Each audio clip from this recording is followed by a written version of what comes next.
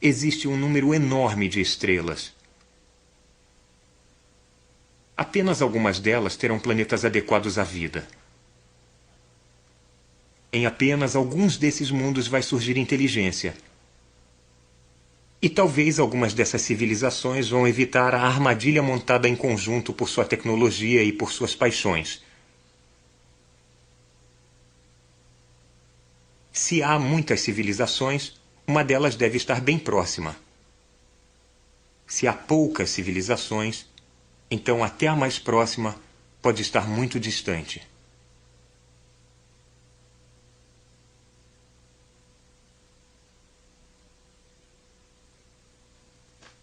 Esta é uma das grandes perguntas. Quantas civilizações avançadas capazes de ter radioastronomia existem na galáxia Via Láctea? Vamos dizer que o número de tais civilizações seja a letra maiúscula N. É um número, ele depende de muitas coisas. Depende do número total de estrelas na Via Láctea, que chamaremos de N base estrela. Ele depende da fração de estrelas que tem planetas, vamos chamar isso de F base P. Ele depende do número médio de planetas em um dado sistema solar que é ecologicamente adequado à vida, vamos chamá-lo de N base E. Ele depende da fração de planetas adequados nos quais a vida realmente surge. Chamemos isso de F base L. Ele depende da fração de planetas habitados nos quais emerge a inteligência. Vamos chamar isso de F base I. E depende da fração dos planetas nos quais os seres inteligentes desenvolvem uma civilização técnica comunicativa. Chamamos de F base C. Por fim, ele depende da fração da vida de um planeta que é agraciada por uma civilização técnica. Chamemos de F base L. Se multiplicarmos todos estes números, teremos estimado o N maiúsculo, o número de civilizações. Esta equação, devida principalmente a Frank Drake ou Cornell, é apenas uma sentença. O verbo é igual. Então, vamos tentar efetuar o programa desta equação.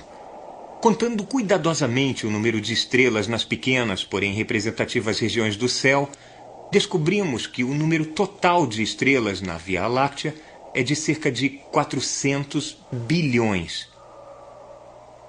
São muitas estrelas. Que tal planetas?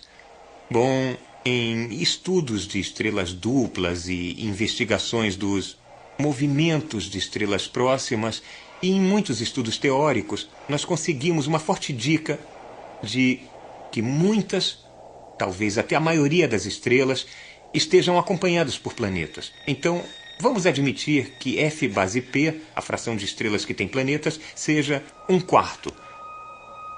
Então, o número total de sistemas planetários na galáxia é de 400 bilhões vezes 1/4, ou 100 bilhões. Vamos anotar os nossos subtotais em vermelho. Bom, se cada sistema tiver, digamos, 10 planetas, como o nosso, teremos 100 bilhões vezes 10, ou 1 trilhão de mundos em nossa galáxia. Uma vasta arena para o drama cósmico. Em nosso sistema solar, há vários corpos que podem ser adequados à vida. Vida de algum tipo. A Terra, é claro, mas há possibilidades em Marte, em Titã, talvez em Júpiter. Se outros sistemas são similares, pode haver muitos mundos adequados por sistema, mas, para sermos conservadores, vamos escolher N base E igual a 2. 2 mundos adequados à vida por sistema. Então, o número de planetas na galáxia que são adequados à vida seria de 100 bilhões vezes 2, ou 200 bilhões. Bom, e a vida? Sob condições cósmicas muito gerais, as moléculas da vida são feitas prontamente, elas remontam-se espontaneamente. É concebível que pode haver algum impedimento, como alguma dificuldade na origem do código genético, digamos, embora eu ache isso muito improvável, dados os bilhões de anos para a evolução. Na Terra, a vida surgiu muito rápido depois que o planeta foi formado. Então, vamos dizer que F base L, a fração de mundos adequados nos quais a vida surgiu, seja metade. Neste caso, o número total de planetas na Via Láctea nos quais a vida surgiu é de 100 bilhões vezes 2 vezes a metade, ou, de novo, 100 bilhões. 100 bilhões de mundos habitados. Agora, a estimativa é difícil. Muitos eventos individualmente improváveis tiveram que ocorrer para a nossa espécie e a nossa tecnologia surgirem. Por outro lado, pode haver estradas diferentes para a alta tecnologia. Alguns cientistas acham que o caminho dos trilobitas até os radiotelescópios, ou equivalente, é como um tiro em todos os sistemas planetários. Outros cientistas discordam. Vamos pegar uma média e botar F base I como 10 e F base C também como 10, significando que só 1%, 10 vezes 10, dos planetas habitados eventualmente produzam uma civilização técnica. Se nós multiplicarmos todos estes fatores, encontraremos 100 bilhões vezes 1/10 vezes 1/10, ou 1 bilhão de planetas nos quais surgiram civilizações pelo menos uma vez.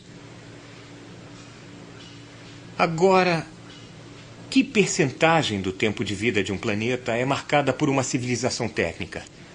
A Terra abrigou uma civilização capaz de usar a radioastronomia apenas por algumas décadas, as últimas décadas, em um tempo de vida de alguns bilhões de anos. Não está fora de questão nós nos destruirmos amanhã.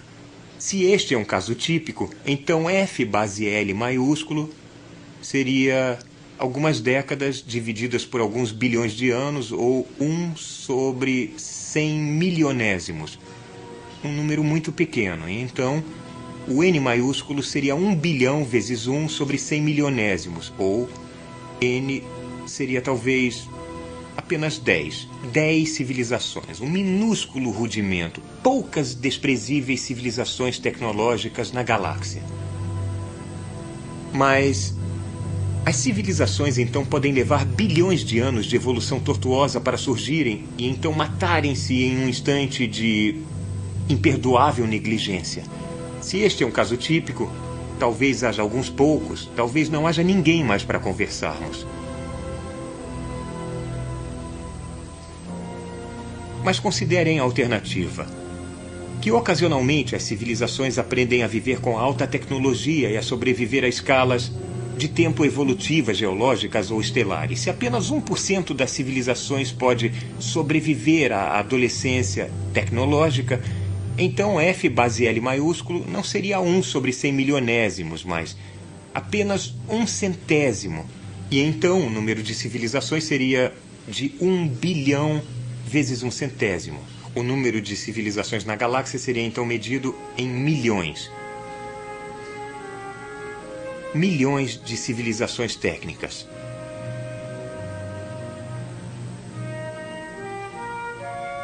Então, se as civilizações nem sempre se destroem logo após descobrirem a radioastronomia, o céu pode estar zumbindo suavemente com mensagens das estrelas, com sinais de civilizações enormemente mais velhas e inteligentes do que a nossa.